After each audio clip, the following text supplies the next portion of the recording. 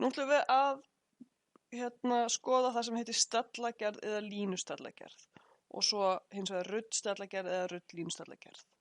Og þetta eru nokkrir eiginleikar sem fylki þarf að uppfylla til að sé á þessu formi og við notum þetta þegar við erum að leysa jöfnuhneppi.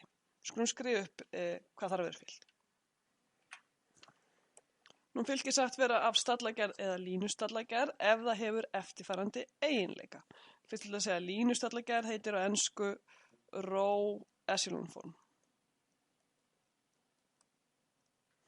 Eitthvað stuð á pennunum mínum hana, jæja. Nú í fyrsta lagi þá eru línur sem innihalda einhvers 0, þau eru neðst í fylkinu. Og í öðru lagi, ef röðnúmer K hefur 0 í fyrstu J-1 stökunni, sem er línanúmer K, þá eru allar raðir með númer stærra en K með 0 í að minnsta kosti fyrstu J-stökunum. Og röð og lína er alveg það sama, ég skipti þarna orð, það er kannski óþarri.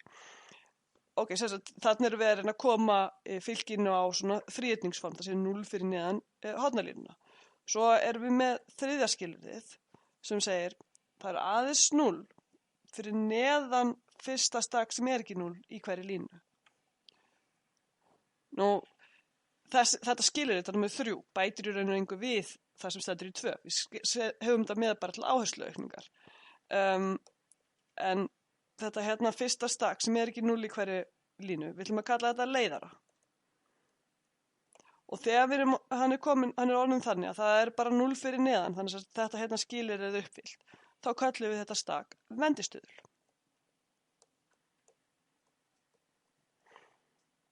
Ok, á ensku pivot. Á ensku er leiðari bara hérna leading entry. Nú, þetta, þegar við erum komin hingað þá erum við komin að línustallagerð. Og við segjum að við séum búin að gásseiða. Nú, ef að eftirfarandi 2 skilyrði viðbótur uppfyllt, þá segjum við að fylki sé að ruddri línustallagerð. Skulum sjá hvað skilyrði það eru. Fyrsta stak í hverju línu á að vera 1 og í dálkum sem að innihalda svona ása, þá er all hin stökin að vera 0. Sensast erum við að krefjast að þegar við erum komið með vendistuðul, þá á vendistuðulinn að vera 1 og þá ekki bara að vera 0 fyrir neðan vendistuðulinn heldur líka fyrir ofan. Þá segjum við að fylki sé af ruddri línustallagerð.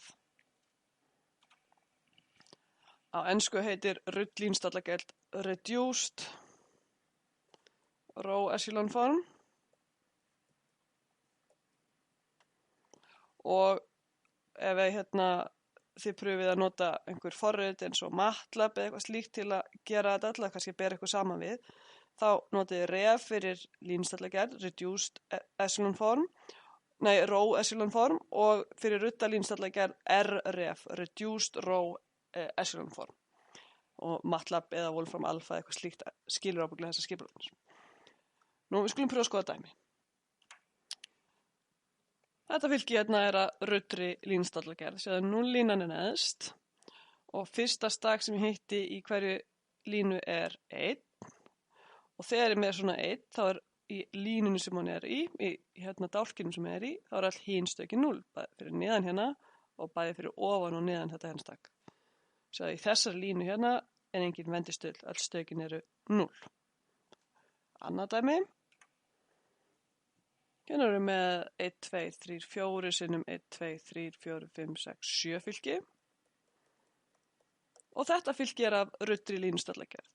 Fyrsta stak sem ég hitti í hverju línu er 1. Í þeim dálkum sem að ásanir eru í, þá eru öll önnur stök 0. Hérna, öll önnur stök 0 og öll önnur stök 0. Hér er engin vendistuðull, hér er engin vendistuðull, hér er engin vendistuðull. Og þá erum við ekki minna hvað er á hvað gildin þurfa að vera. Ok, eftir smástund skulum við sjá hvernig við komum fylki sem við fáum á rudda línustallagerð. Fyrst skulum við taka nokkra staðreyndir. Í fyrsta lagi þá er rudda línustallagerðin ótvíræð. Það er að segja að öll fylki, sérkvæmt fylki er jafngilt einu og aðeins einu fylki af línustallagerð. Þannig að þegar við gerum hérna fylkiaðgerðin okkar, línuaðgerðin sem við getum gert til að koma í línustallagerð, þá eru náttúrulega nokkrar mismunandi leiðir til að komast þangað en alltaf endum við á sama stað. Ok, nú ætla ég að segja að það er eitt enn sem við ætlum að taka, eitt hugtak enn, að alltaf þegar við erum með dálk sem inniheldur vendistuðul, þá kallum við það vendidálk, til að vinda mér í dæmi. Ok, segjum við fáum gefið hérna fylki A og þetta er auki fylki fyrir línulegt jöfnuneppi. Það eru 5 breytur og 3 jöfnur. 1, 2, 3, 4, 5 breytur, svo er þetta hérna hægri hliðin og það eru 3 jöfnur. Ok, við ætlum að koma svo línustællagerð. Það fyrsta sem ég gerir vegna þess að það er 0 hérna, að þá víxla ég á annarkvort línu 1 og 2 eða línu 1 og 3. Og í þessu tilfelli ætla ég að nota línu 1 og 2. Og ég ætla að tákna þetta svona, lína 1 og lína 2 skipta sæti. Ok, þá fer ég að vinna mig niður. Nú,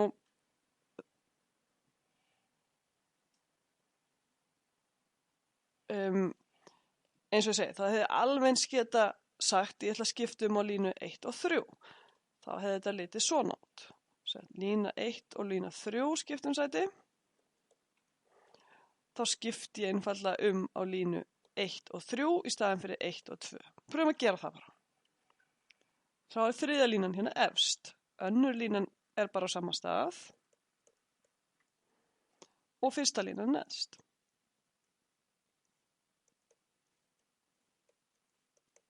Sér svona, við getum haft strikið hérna áfram. Nú ætla ég að vinna í því að fá 0 fyrir neðan vendistöðlana. Ég vil fá 0 hérna. Þannig til að fá 0 þannig að ég ætla að segja lína mínus lína 1 pluss lína 2 í línu 2. Ég ætla að taka hérna og margfalda þessa línu með mínuseinum og leggja hana við þessa línu. Hvað kemur út úr því?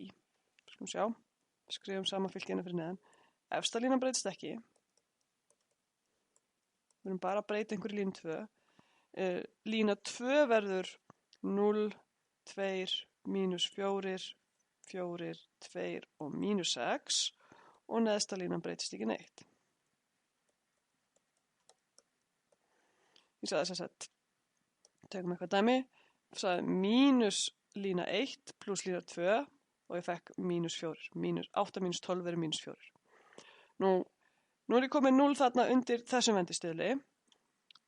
Þá er næst að fá 0 undir þessum hérna vendistöðli. Þannig að þetta hér átti að vera 0. Það er næsta dagskrá. Okay, þannig ég segi, hvað þarf ég að margfalda línu 2 með til að fá akkurat mínus 3?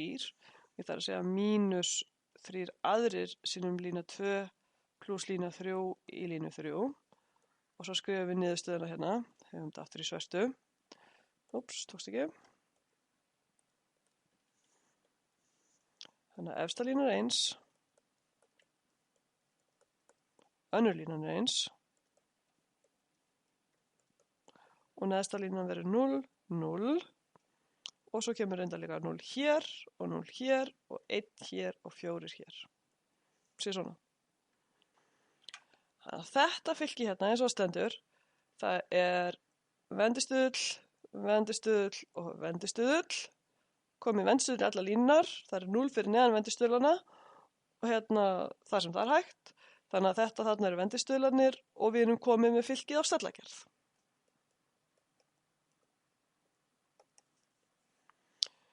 Ok, þannig að ef við ætlum bara að koma í stallagerð þá erum við búin hér. Ef við viljum nú koma því á rudda línustallagerð, munið þá bætist við að það þarf að vera 0 fyrir ofan vendistöðunan líka. Þannig að 0 hér og 0 hér. Þannig að við fyrir bara að ég vinna okkur upp, svo að segja. Okay, þannig að til að fá 0 hér og hér, þá segi ég, til að fá 0 hér, þá segi ég mínus 2, sem lína 3 pluss lína 2 í línu 1. Og til að fá 0 hér, þá segi ég mínus 6 sinnum lína 3 pluss lína 1. Afsakið. Svo fljóta á mér hérna. Fyrst vorum við hér. Úps.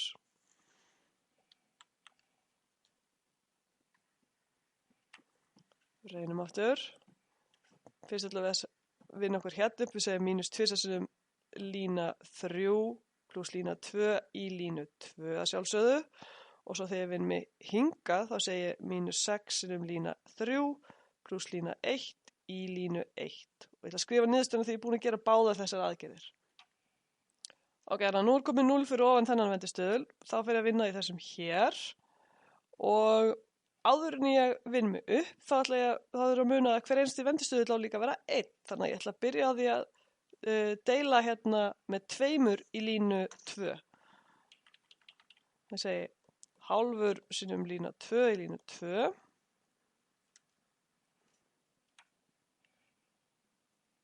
Þá lítur þetta alveg eins út nema ég er búin að deila með 2 í línu 2.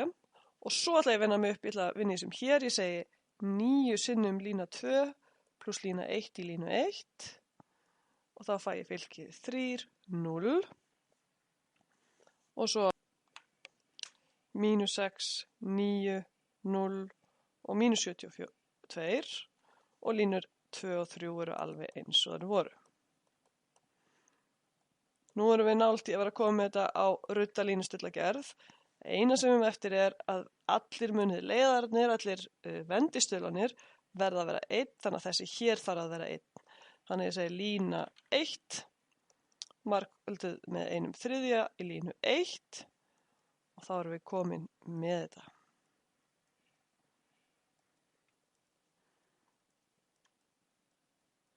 Nú er fylkið mitt af ruddri línustaðlagerð. Svona voru ás. Vegna þess að það eru fyrsta stak sem hitt í hverju línu er vendilína og í öllum vendidálkunum eru öll stökin 0 nema vendistuðullin. Ok, nú sagði ég í byrjun að þetta væri aukið fylki fyrir eitthvað jöfnuhneppi og þar sem þetta er aukið fylki þá sjáum við að jöfnuhneppi sem þetta svarar til, það hefur 2 frjálsar breytur.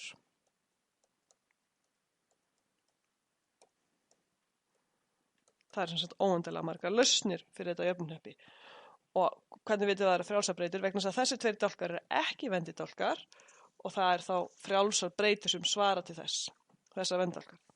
Nú segjum að við ætlum að finna lausnina. Pröfum að þýða þetta aftur yfir í, nú erum við hérna með aukifylki, skrifum þetta sem jöfnuhneppi sem þetta táknar. Og við skulum segja að breytunum okkar heiti x1, x2, x3, x4, x5. Þá er efsta línan að segja okkur að x1 mínus 2 sinnum x3 pluss 3 sinnum x4 sé aftur á -24.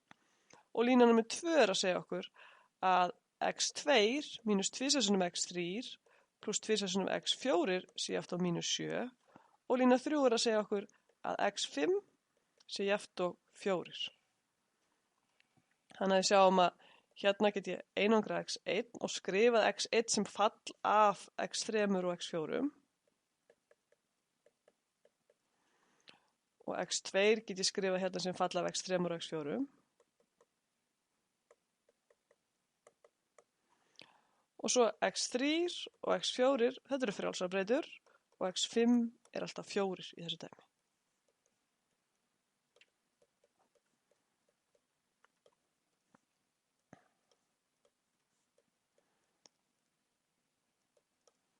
Það eru óendanlega margar lausnir.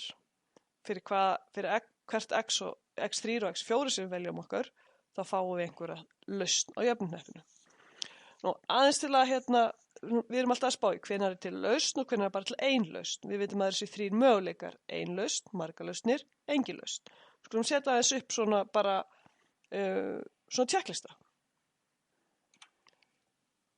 Þannig að hvernig metum við þetta með tilvist og ótvíræðni? Nú, það er alltaf fyrsta skref, koma fylkinu á staðlagerð. Það þarf ekki að vera ruddstaðlagerð, staðlagerð er nóg. Svo þegar við erum komið með á staðlagerð, þá gáum við. Er einhver lína sem er bara 0 lína nema að síðasta staki er ekki 0, munið við erum í aukna fylkinu.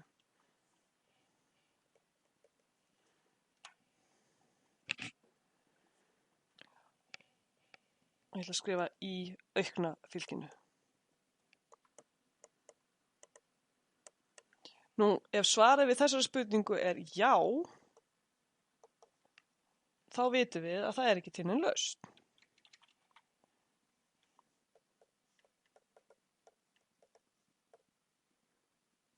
Aftur á móti ef svarið er nei, þá vitum við að til er lausn. Ok, ef við erum komin hingað, þá þurfum við að spyrja, ok, það er til lausn, en er til nákvæmlega ein lausn eða er til óendanlega margar lausnir? Þá spyrjum við, hefur aukna fylki frjálsar breytur?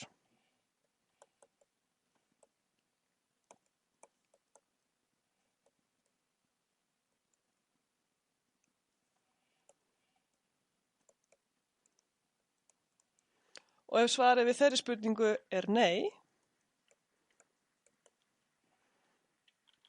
þá vitum við að það er nákvæmlega ein lausn til.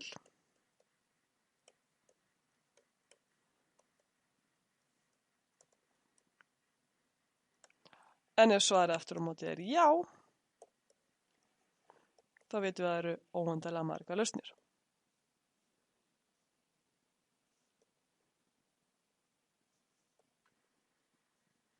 Þannig að við erum komið með einfalda leið til að athuga hversu margar lausnir eru á jöfnuhnöppinu.